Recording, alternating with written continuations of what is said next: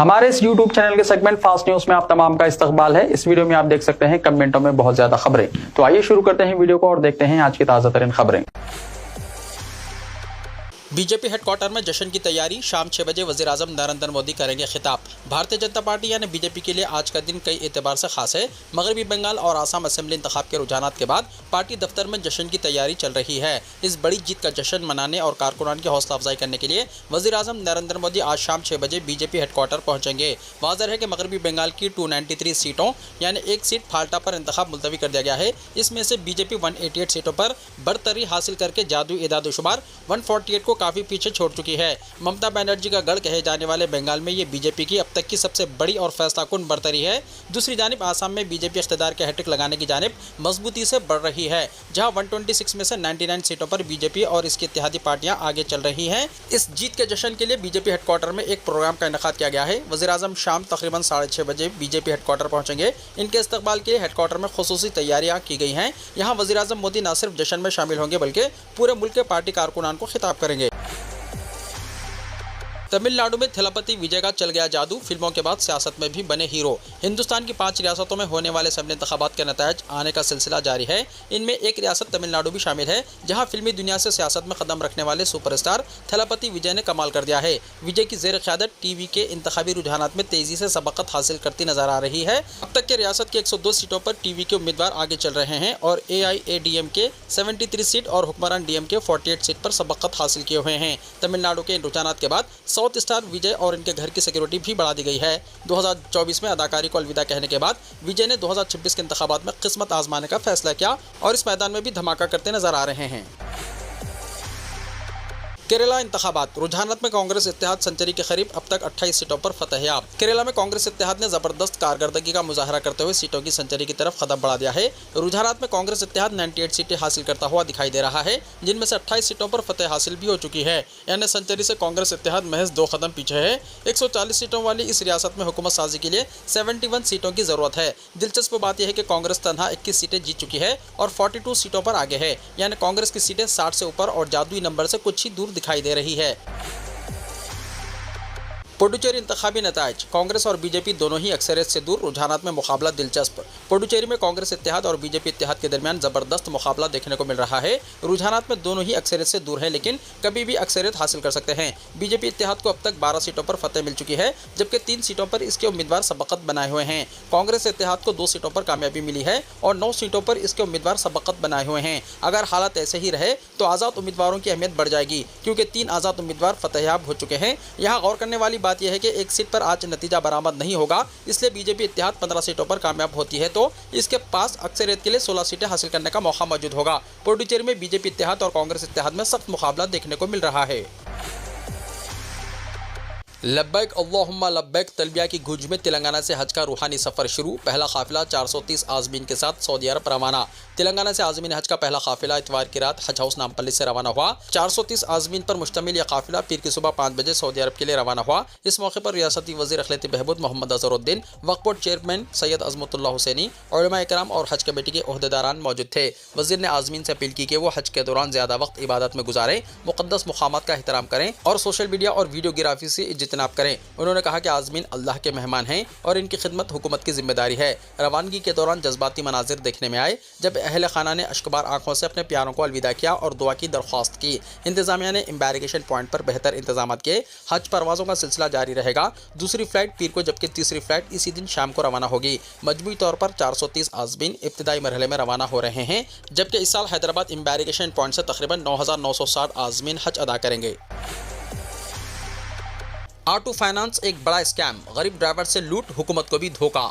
वैसे तो आजकल ज़रूरत ज़िंदगी की हर शय अक़सात पर मिल जाती है। बड़ी कंपनियों की जानिब से ज़ीरो फाइनेंस पर आवाम को इनकी ज़रूरत का साजो सामान मुहैया करवाया जा रहा है। चाहे मोबाइल फ़ोन हो या फिर टीवी सेट हो, एयर कंडीशन हो या फर्नीचर हो, वॉशिंग मशीन हो या फिर कोई और चीज़ हो, सब कुछ इंस्टॉलमेंट पर दस्तयाब हो जाता है। तहम इन सबसे पहले से एक कारोबार ऑटो फाइनेंस का चल रहा है, जिसके ज़रिए फाइनेंसर्स न सिर्फ गरीब ऑटो ड्राइवर्स को लूट मार का निशाना बना रहे हैं, बल्कि हुकूमतों को भी धोखा देने के मुर्तकिब हो रहे हैं।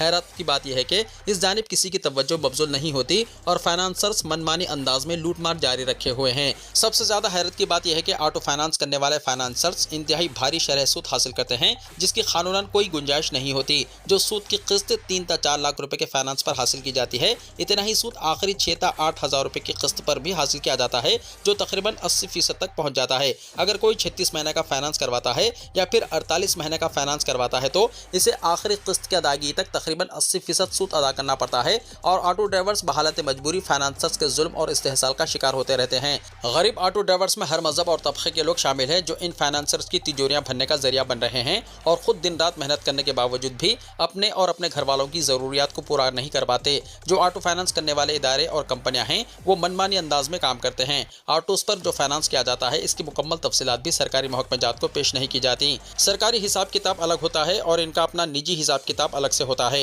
इन फाइनेंस कंपनियों ने खान के गुंडा अनासिर को भी पाल रखा है। जो कोई ड्राइवर 2 से 3 किस्त अदा नहीं कर पाता, इसकी गाड़ी को बीच सड़क पर इंतहाई धड़ल्ले के साथ रोक लिया जाता है। ऑटो में मुसाफिर भी हो तो इन्हें भी उतार दिया जाता है और गाड़ी जब्त कर ली जाती है, जबकि ऐसा करना खतई गैर कानूनी है। लेकिन इन फाइनेंसर्स और इनके गुंडों को रोकने वाला कोई नहीं है। गाड़ी की जब्ती के लिए ना अदालती हुक्म होता है और ना ही पुलिस से कोई इजाज़त हासिल की जाती है। गुंडा अनासिर धमकाते हुए गाड़ियां जब्त कर लेते हैं। जब ड्राइवर किस्त अदा करने पहुंचते हैं तो जब्ती की फीस के नाम पर इनसे 3 से 5 हजार रुपये अलग से वसूल किए जाते हैं और जो किस्त बाकी होती है इस पर अलग से जुर्माना आयद किया जाता है। जो गुंडा अनासिर गाड़ियां जब्त करने पर मामूर हैं, उन्होंने शहर में मसरूफ सड़कों पर भी अपने अड्डे बना लिए हैं। जिस तरह सट्टाबाजों के हाथों में चार्ट होते हैं, इसी तरह इनके पास गाड़ियों के नंबर होते हैं और वो जहां कोई गाड़ी नजर आए इसे फौरी रोक लेते हैं। बस औकात तो गरीब ऑटो ड्राइवर्स को न सिर्फ धमकाया जाता है बल्कि इनके साथ मारपीट भी की जाती है।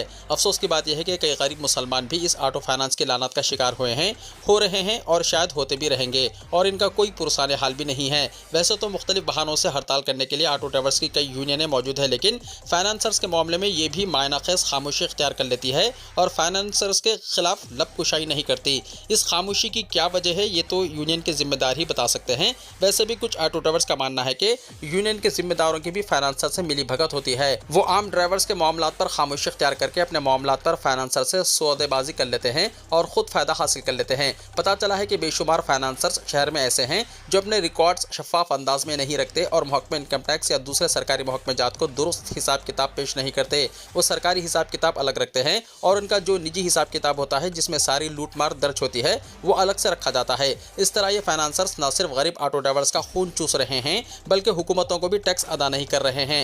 ये टैक्स की चोरी के मुर्तकिब भी हो रहे हैं। इस जानिब मुतल्लिका सरकारी महकमे जात को तवज्जो देने की ज़रूरत है ताकि गरीब ऑटो ड्राइवर्स के इस्तेहसाल का सिलसिला बंद हो सके और जिस जुल्म और लूटमार का एक अरसे से सिलसिला जारी है इस पर काबू पाया जा सके। LRS 2020 के लिए हेल्प डेस्क का क़याम। ग्रेटर हैदराबाद म्युनिसिपल कॉरपोरेशन यानी JHMC की जानिब से लेआउट रेगुलराइजेशन स्कीम यानी LRS 2020 से इस्तेफादा करने में शहरियों की मदद के लिए तमाम सर्कल दफातर में हेल्प डेस्क कायम किए गए हैं। हफ्ते को एक सरकारी रिलीज में ये बात कही गई है। Special chief secretary Hyderabad metropolitan area यानी HMA and urban development Jayesh Ranjan ने 25% डिस्काउंट के साथ LRS फीस और चार्जेस अदा करने की मुद्दत में 1 मई से 31 जुलाई तक 3 महीने की तोसी की है। फीस रिम्बर्समेंट की अदम अदायगी पर रियासतगिर एहतजाज की धमकी। KTR का रेवंत रेड्डी को लेटर। तेलंगाना के 14 लाख तलबा का तालीमी मुस्तकबिल खतरे में। BRS के वर्किंग प्रेसिडेंट KT रामाराव ने इल्ज़ाम किया है कि फीस रिम्बर्समेंट स्कीम के मामले में रेवंत रेड्डी हुकूमत ने 1.4 मिलियन तलबा के साथ धोखा किया है। KTR ने कहा कि 14 लाख से ज़्यादा BC, SC, ST और अक़लियती तलबा के साथ नाइंसाफ़ी की गई और कई बरसों से फीस रिम्बर्समेंट जारी नहीं किया गया। KTR ने चीफ मिनिस्टर रेवंत रेड्डी को तफसीली लेटर रवाना करते हुए इल्ज़ाम किया कि जियो नंबर 6 के जरिए हुकूमत फीस रिम्बर्समेंट स्कीम को ख़त्म करने की साजिश कर रही है। इस स्कीम से मुआशी और पसमानदा तलबा को आला तालीम के हुसूल में मदद मिलती है। KTR ने कहा कि स्कीम की बर्खास्तगी से लाखों गरीब तलबा आला तालीम के मौक़े से महरूम हो जाएंगे और उनका तालीमी मुस्तकबिल तारीक हो जाएगा। उन्होंने जियो नंबर 7 से दस्तबरदारी का मुतालबा किया और कहा कि चीफ मिनिस्टर को तलबा बरादरी से माजरत ख्वाही करनी चाहिए। KTR ने कहा कि हुकूमत गुज़िश्ता 2.5 बरसों से फीस रिम्बर्समेंट के बख़ाजात के तौर पर 10,000 करोड़ रुपये जारी करने में नाकाम हो चुकी है, जिसके नतीजे में 2500 तालीमी इदारे मुतासिर हुए हैं। उन्होंने कहा कि कई कॉलेजेस फीस के बगैर मालियाती बहरान का शिकार हो चुके हैं। उन्होंने हुकूमत पर मुख्तलिफ कमेटियों की तश्कील के जरिए आवाम को गुमराह करने का इल्जाम आयद किया। KTR ने कहा कि डॉक्टर राजशेखर रेड्डी ने फीस रिम्बर्समेंट प्रोग्राम शुरू किया था, जिसे BRS हुकूमत में जारी रखा गया। KTR ने अकामती तालीमी इदारों की अबतर सूरत हाल पर गहरी तशवीश जाहिर की और रियासतगीर सतह पर एहतजाज की धमकी दी। उन्होंने कहा कि अगर हुकूमत तलबा के तालिबी मुस्तकबिल के बारे में सर्द मोहरी का मुजाहरा बरकरार रखती है तो BRS की जानिब से एहतजाज मुनज़्ज़म किया जाएगा। KTR ने जियो नंबर 7 से दस्तबरदारी और 10,000 करोड़ रुपये बकायाजात की इजराई का मुतालबा किया। Intermediate advance supplementary exams fees अदायगी की आज आखिरी तारीख। Telangana board of intermediate education की जानिब से इंटरमीडिएट एडवांस सप्लीमेंट्री एग्जाम्स में शिरकत के लिए एग्जाम फीस अदा करने की तारीख में 3,000 रुपये लेट फीस के साथ 4 मई शाम 5 बजे तक तौसी की गई है। ये तौसी शुदा तारीख फर्स्ट ईयर और सेकेंड ईयर के रेगुलर तलबा और नाकाम उम्मीदवारों दोनों के लिए है। तलबा फीस इनके मुतल्लका कॉलेजेस में अदा कर सकते हैं। गर्माई छुट्टियों के दौरान समर कैंप्स का तेजी से फरोग। मौसम गर्मा की छुट्टियों के दौरान समर कैंप के इनेकाद का कल्चर दोनों शहरों हैदराबाद और सिकंदराबाद में भी तेजी से फरोग हासिल करने लगा है और बच्चों को स्कूलों की छुट्टियों के साथ ही दोबारा मसरूफ करने के लिए इन समर कैंप्स के जरिए मुख्तलिफ खेलों के अलावा सरगर्मियों का हिस्सा बनाया जाने लगा है।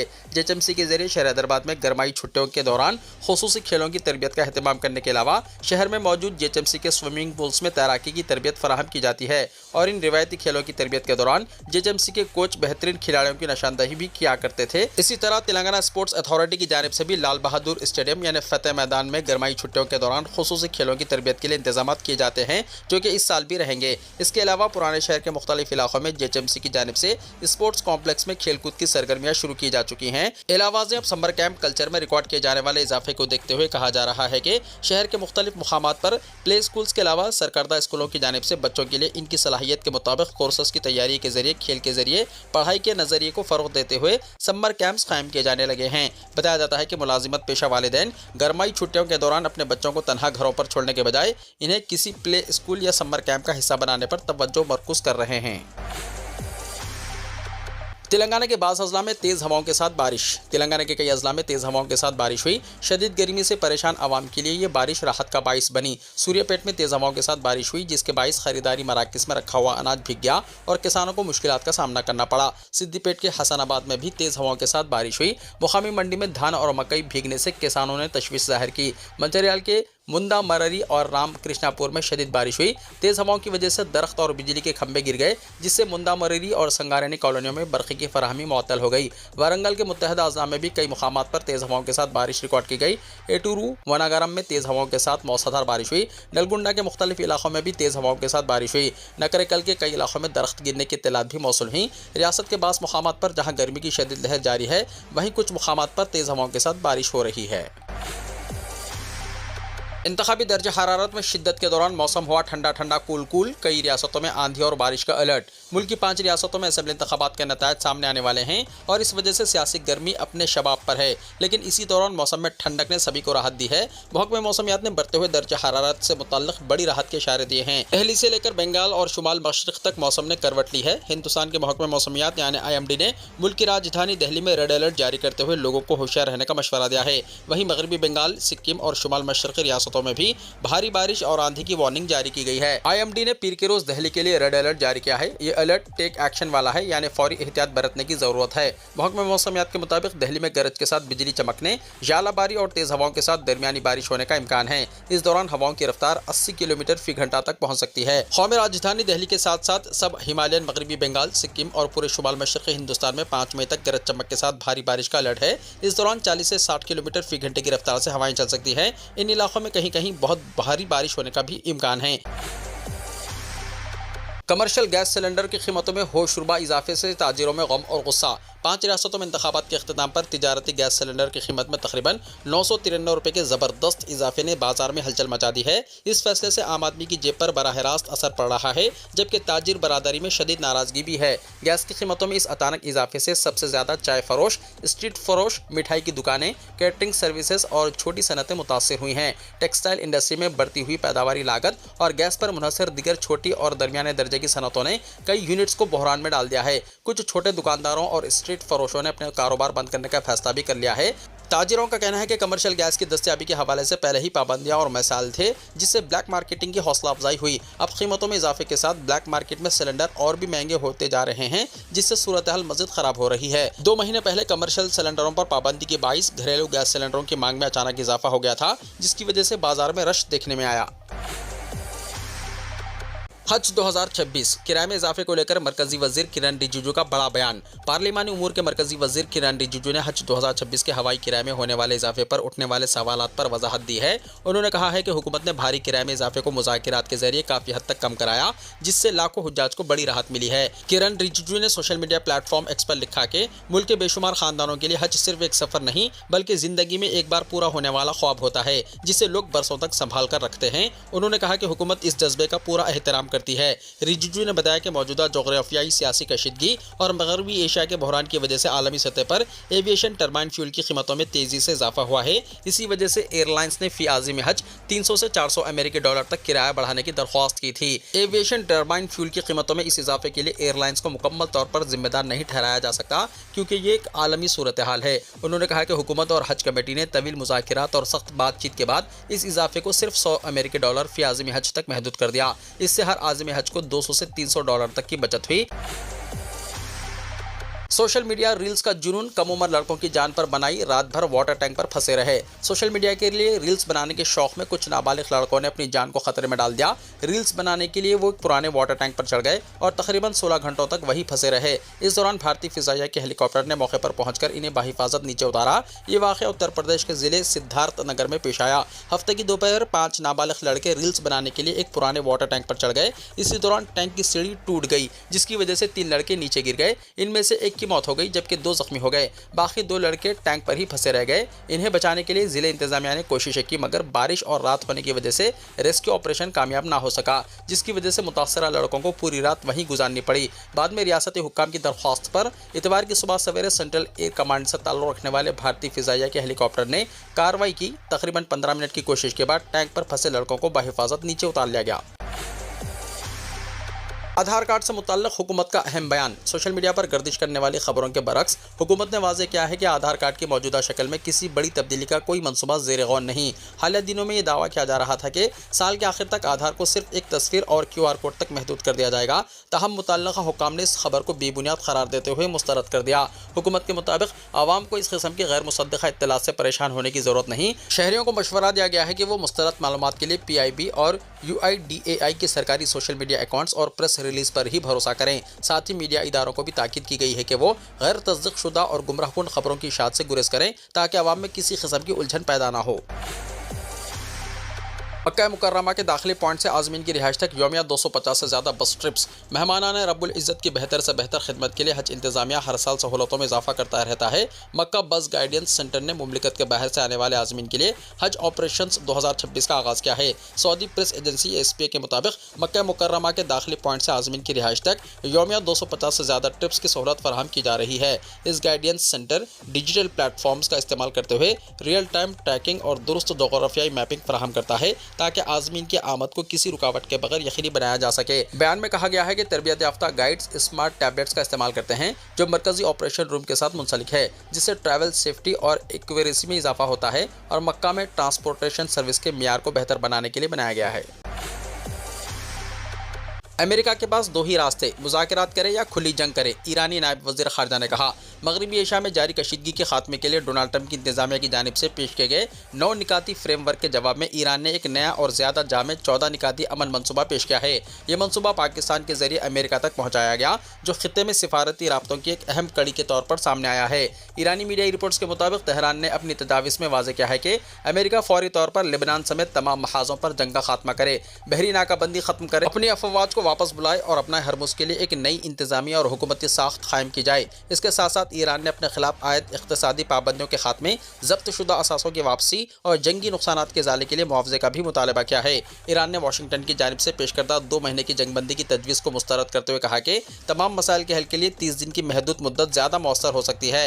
ईरानी नायब वज़ीर ख़ारजा ने वाज़ेह अंदाज में कहा कि अब अमेरिका के पास 2 ही रास्ते हैं, या तो वो मुज़ाकिरात के जरिए मसले का हल तलाश करे या फिर खुली जंग की तरफ बढ़े। इनके मुताबिक ईरान दोनों सूरतों के लिए मुकम्मल तौर पर तैयार है। दूसरी जानिब डोनाल्ड ट्रंप ने ईरान के इस नए मंसूबे पर गौर करने का इशारा दिया है। तहम उन्होंने शुकूक व शुबहात का इजहार भी किया। उनका कहना था कि ईरान मुआहदा करना चाहता है लेकिन दाखिली सतह पर क़यादत के तयन में मुश्किलात का शिकार है। ट्रंप ने मज़ीद कहा कि वो जल्द ही इस मनसूबे का जायज़ा लेंगे। तहम माजी के रवैयों को देखते हुए इसके काबिल कबूल होने पर इन्हें शुबा है। वीडियो को लाइक शेयर कीजिए और हमारे इस YouTube चैनल को सब्सक्राइब करते हुए इसके बेल आइकॉन को भी प्रेस कर लीजिए ताकि ऐसी ही ताज़ा तरीन खबरों का नोटिफिकेशन सबसे पहले आपको मिलता रहे।